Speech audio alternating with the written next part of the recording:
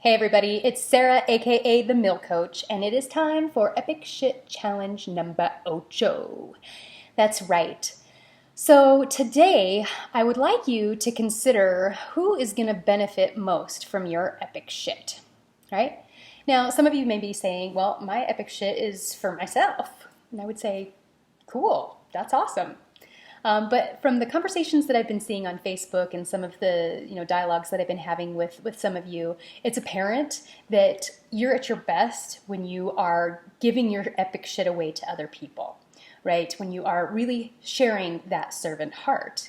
So I'd like you to consider who is that ideal person, group, organization, something, however you want to qualify it, that is your ideal, right? Who is going to get all of your epic shit? Right? If you're not sure, this is a time for you to really ponder, right? And maybe even meditate on it. And, one of the things that we haven't talked a lot about yet is the things that nature can give you. And so if you are asking yourself, gosh, who is my unique audience that is going to benefit from my epic shit, then I ask you just to go outside. And if you see some birds, just say, hey, birds.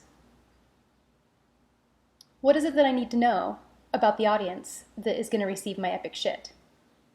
Right? If you've got some horses out back, you're that lucky, go out, spend some time, ask them, what is it that I should know about this audience that is going to be receiving my epic shit?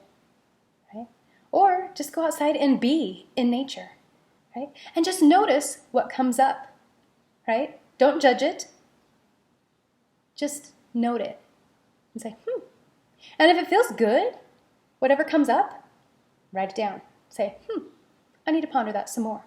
Okay? So today it's all about who is the audience that I really feel the best around. And some of the questions from the Day 6 challenge may really help you get there quickly. Now, some of you may really be thinking about yourself, right? Some of you may be saying, well, my epic shit is going to really benefit just maybe my family or my household. Some may say, well, it's my community. Some may say it's my region. Some may say it's the United States.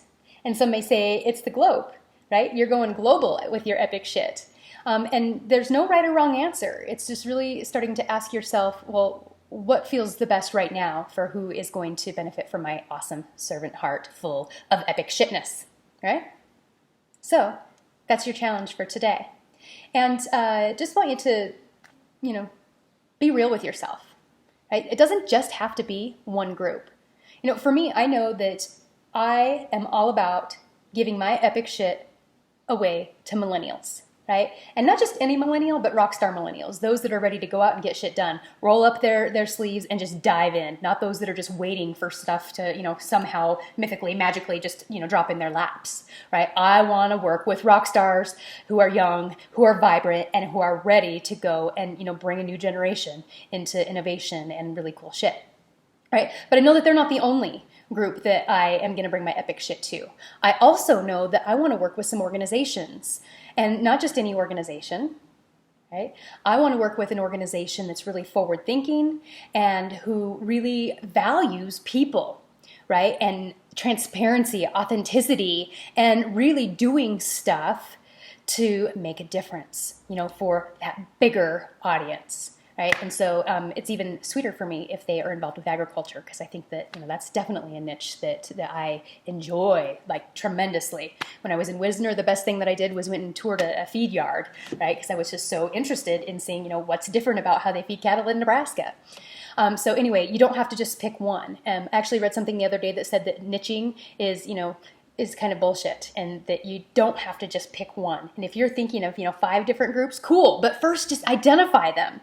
And if you're really not sure, you say, gosh, I don't think that I can really serve 5, but I have 5 ideas. Put 5 sticky notes up on your refrigerator and just ponder them for a couple of days and pull those off as you're like, that's cool, but it's not really cool. It doesn't really jazz me up. All right. So it's all about who are you going to be of service to?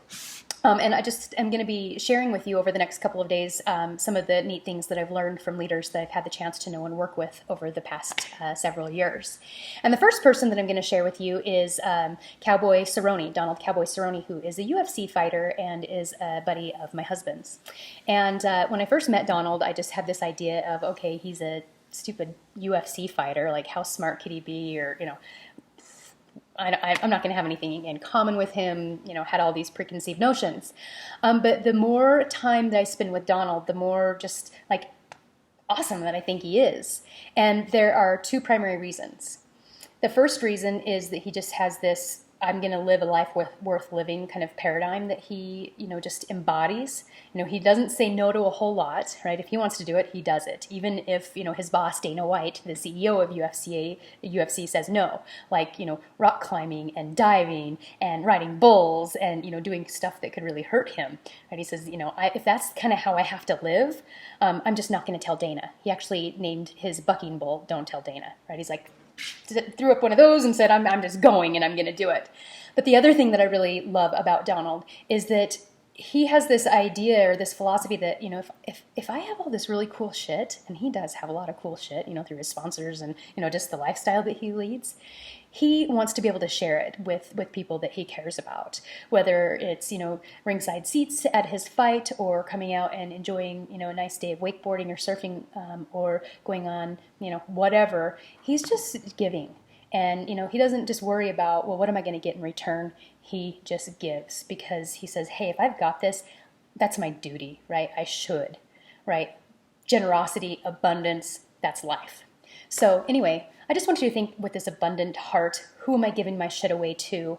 Name them and live a life worth living, guys, right? So yeah, that's what I want to share today. All right. And just to know, I know a couple of you are a few days behind because of the epic shit that you were doing over the weekend celebrating Independence Day. And don't worry, just know that it's time to hustle. You might have to do double time, triple time, quadruple time, I don't care, but catch up because we're going to continue rocking. And yeah, I'm excited, you guys. You're doing awesome, awesome work. And yeah, let me know if you have questions, and I'll talk to you soon.